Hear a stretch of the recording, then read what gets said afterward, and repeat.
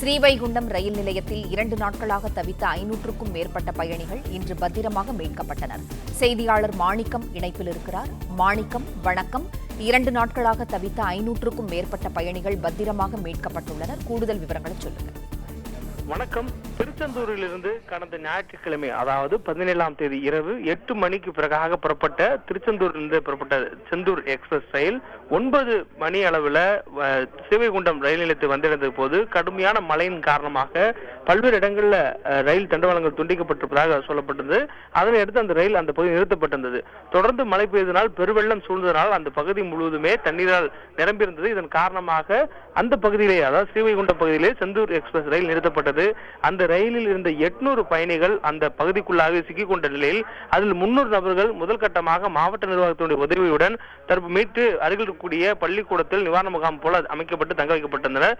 இந்த சூழலில் மீதம் இருக்கக்கூடிய 500 நபர்கள் மீட்பதற்கு 2 நாட்கள் ஆன நிலையில தற்பொழுது அவர்கள் அனைவரும் பத்திரமாக மீட்கப்பட்டு அருகில் இருக்கக்கூடிய வாஞ்சி மணியாச்சி ரயில் நிலையம் அழைத்து செல்லப்பட்டிருக்கின்றனர்.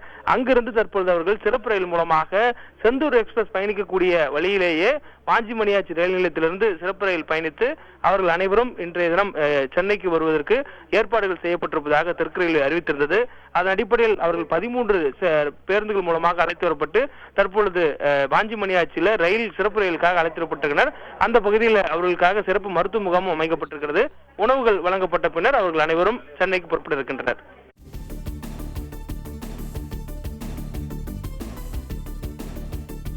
வாஞ்சி மணியாச்சியிலிருந்து இன்று இரவு புறப்படும் இந்த ரயில் சென்னை வந்து நாளை தினம் சென்னை வந்து சேரும் என்ற தகவல் சொல்லப்பட்டிருக்கிறது. முன்னதாக மீட்கப்பட்ட 300 நபர்களும் பிறகு 2 நாட்கள் சிக்கிக் கொண்டிருந்த ஸ்ரீவைகுண்டம் ரயில் நிலையத்தில் சிக்கிக் கொண்டிருந்த 500 நபர்களும் தற்போது 2 நாட்களுக்கான பிறகு போராட்டத்துக்கு பிறகாக மீட்கப்பட்டிருக்கின்றனர். குறிப்பாக கடந்த 2 தினங்களாக அவர்கள் மீட்பதற்கு பல்வேறு வகையில முயற்சிகள் மேற்கொள்ளப்பட்டிருந்தது.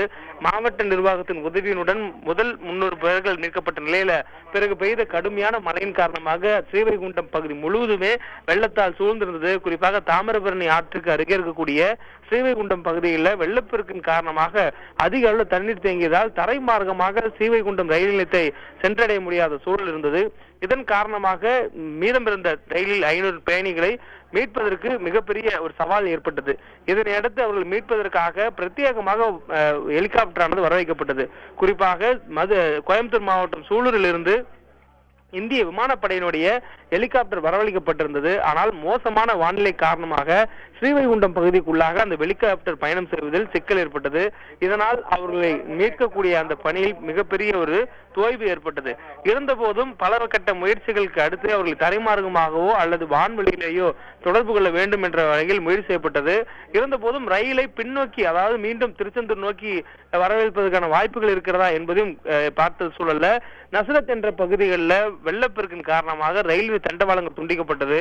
அதே போன்று முன்னோக்கி செல்லலாம் என்று முடிவில் எடுக்கும் பொழுது முன்னாடி இருக்கக்கூடிய வழித்தடங்களையும் வெள்ள அரிப்பின் காரணமாக 120 மீட்டருக்கு அதிகமான இடங்கள்ல ரயிலுடைய வழித்தடத்தில் முழுவதும் அந்த வெள்ளப்பெருக்கின் காரணமாக மண்ணரிப்பு மற்றும் அதன் மேல் போடப்பட்டிருந்த ஜல்லி கற்கள் அனைத்தும் வெள்ளப்பெருக்கில் அடி செல்லப்பட்டதனால் அந்த பாதை முழுவதும் ரயில் செல்வதற்கு தகுதியற்றதாக மாறியிருந்தது.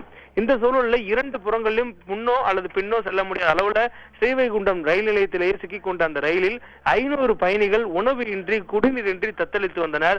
அவர்களுக்கான உணவு உள்ளிட்ட தேவைகள் இன்று காலை கொடுப்பதற்கான நடவடிக்கைகள் எடுக்கப்பட்டது. அதாவது நேற்று முன்தினம் தொடங்கிய கனமழை வெளுத்து வாங்கிய சூழல்ல நேற்று தினமும் தொடர்ந்து மழை பெய்தது. இந்த இடைவிடாத மழையிலும் அவர்கள் மீட்பதற்கு முயற்சி செய்து அது பலனளிக்காத சூழல்ல மழை ஓய்ந்தவுடன் இன்று காலை அவர்கள் அனைவருக்கும் உணவு வழங்குவதற்காக ஹெலிகாப்டர்கள், இந்திய ராணுவ படையினுடைய ஹெலிகாப்டர் மற்றும் இந்திய விமானப்படையினுடைய ஹெலிகாப்டர் என 2 ஹெலிகாப்டர் மூலமாக அவர்களுக்கு உணவு பொட்டலங்கள் வழங்கப்பட்டது.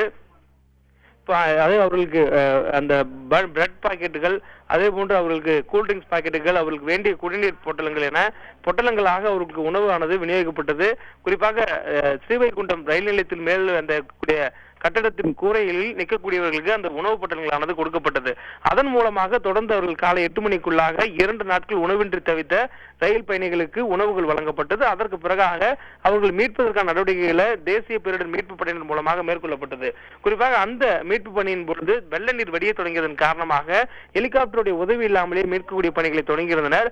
அதற்கு முன்பாக அந்த ரயிலில் சிக்கியிருந்த கர்ப்பிணி பெண் ஒருவருக்கு உடனடியாக மருத்துவ உதவி தேவைப்பட்டதன் காரணமாக கடுமையான வானிலை சூழலிலும் தெரியும். இன்று காலை அதிகாலை வேளையில இந்திய விமானப்படை சேர்ந்த ஹெலிகாப்டர் மூலமாக இந்திய வீரர்கள் அவர்கள் நேரடியாக அந்த பகுதியில் சென்று வான்வெளி மூலமாக கயிறு கட்டி அந்த கர்ப்பிணி பெண்ணை மீட்டு மதுரையில் இருக்கக்கூடிய மருத்துவமனையில் அவர்கள் சிகிச்சைக்காக சேர்த்திருந்தனர்.